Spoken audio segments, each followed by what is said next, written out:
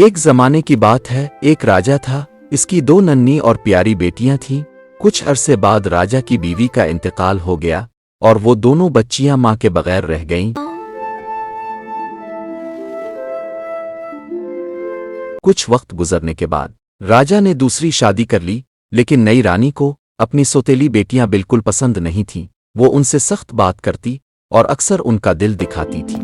तुम दोनों समझ नहीं रही हो, ये महल तुम्हारे लिए नहीं है। राजा खुद भी अपनी बेटियों पर ज्यादा तवज्जो नहीं देता था, इसलिए दोनों शहजादियां दिन बदन उदास होती चली गईं। एक दिन एक शहजादी ने आहिस्ता से दूसरी से कहा, हम यहाँ क्यों रहें? यहाँ किसी को हमारी फिक्र नहीं। चलो जंगल में चलते हैं। चलो पैलेस से निकलकर जंगल की तरफ चलते हैं। दोनों बहनें खामोशी से महल छोड़कर जंगल की तरफ चल पड़ीं। कई दिन तक वो जंगल के फल खाकर गुजारा करती रहें।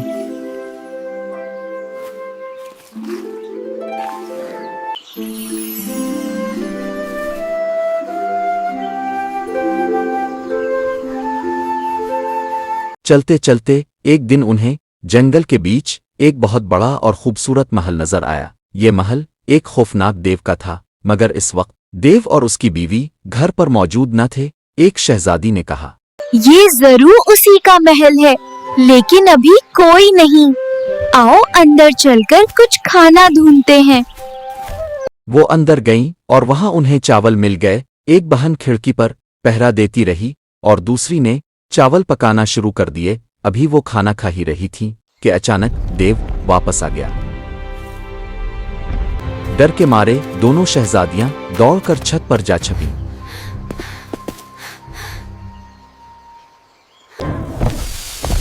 यहाँ सब कुछ बदला बदला लग रहा है। किसी ने चावल भी पकाए हैं। मुझे इंसान की बू आ रही है। देव को प्यास लगी, पानी पीने चला गया। छत से छोटी शहजादी ये सब देख रही थी। वो बहुत होशियार थी। इसने दिल में कहा, यही सही वक्त है। यही सही वक्त है। वो आहिस्ता से नीचे उतरी और कुएं के पास जाकर देव के पांव में रस्सी बांध दी। वो शहजादी की तरफ बढ़ा, मगर रस्सियों से उलझकर पानी में डूबकर मर गया।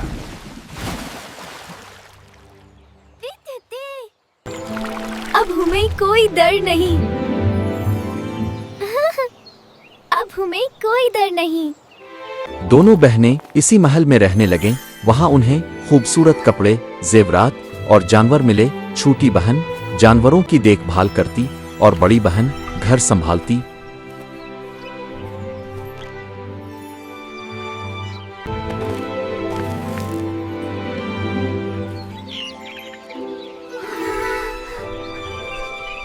अगर कोई अजनबी आए तो अपना चेहरा छुपा लेना। एक दिन जब छोटी बहन बाहर गई हुई थी, बड़ी बहन घर का काम कर रही थी। एक रानी अपने खुद्दाम के साथ पानी की तलाश में इस महल तक आ पहुंची। बड़ी शहजादी ने डर के मारे चेहरा काला कर लिया और फटे कपड़े पहनकर पानी ले आई।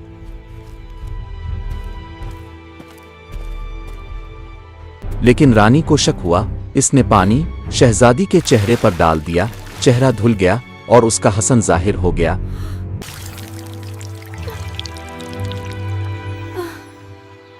रानी ने जान लिया कि ये एक शहजादी है और इसे अपने साथ ले गई।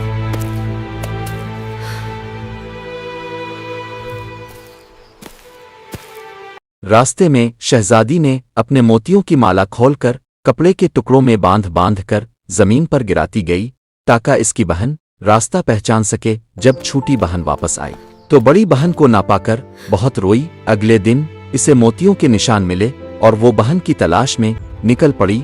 शहर के करीब पहुंचकर इसने खुद को बचाने के लिए बूढ़ी औरत का भेष बना लिया। शहजादी मोतियों के पीछे पीछे चलती हुई आखिरकार महल तक पहुंच गई, मगर अंदर जाने की हिम्मत ना हो सकी। वो बाहर खड़ी सोच रही थी कि अब आगे क्या करे, कैसे अपनी बहन तक पहुंचे। तब इसे पता चला कि महल में एक शहजादे को लोटस के फूल बहुत पसंद हैं। वो रोजाना ये फूल शहजादे को देती थी। एक दिन शहजादी ने लोटस का फूल महल ले जाकर शहजादे को दिया। शहजादा खुश हुआ और चाहा कि इसे सोने के सके दे दे, मगर शहजादी ने इनकार कर दिया, बस शुक्रिया कहा और वापस चली गई। शहजादे को शक हुआ और वो इसका पीछा करने लगा। वो छप कर देखता रहा और तब इसे हैरत हुई कि बूढ़ी औरत के भेस के नीचे से एक खूबसूरत शहजादी का चमकता हुआ जवान और दिलकश चेहरा नमूदार हुआ। शहजादा बहुत हैरान हो गया और जोर से बोला, ये तुम हो? वही शहजादी जिसके बारे में मैंने सुना था। शहजादी ने जवाब दिया, हाँ, मैं अपना राज छुपाए रखना चाहती थी ताकि पहले अपनी बहन तक पहुंच सकूं। शहजादा शहजादी को अपने साथ महल के अंदर ले आया। जैसे ही शहजादी महल के एक खूबसूरत कमरे में दाखिल हुई, अचानक इसकी नज़र सामने खड़ी एक शहजादी पर पड़ी। दोनों एक लम्हे के लिए खामोश हो गईं। फिर दोनों ने एक दूसरे को गौर से देखा और अगले ही लम्हे हैरत भी थी, खुशी भी और आंखों में आंसू भी। बहन, मेरी बहन। दोनों खुशी से एक दूसरे से लिपट गईं। बड़ी बहन ने प्यार से कहा, मैं इसी महल की शहजादी हूं। मेरी शादी इस शहजादे के बड़े भाई से हुई है और अब मैं यहाँ खुशी से रहती हूं। छोटी बहन ये सुनकर और भी खुश हो गई। कुछ ही वक्त बाद छोटी शहजादी की भी शहजादे से शादी हो गई। अब दोनों बहनें एक ही महल में एक साथ महफूज और खुश थीं। वो हंसती थीं, बातें करती थीं और अपने बचपन को याद करके मुस्कुराती थीं। यूं दो बिछड़ी हुई शहजादियां आखिरकार दोबारा मिल गईं और दोनों मोहब्बत, अमन और खुशियों से भरपूर जिंदगी गुजारने लगें। और यही है दो शहजादियों की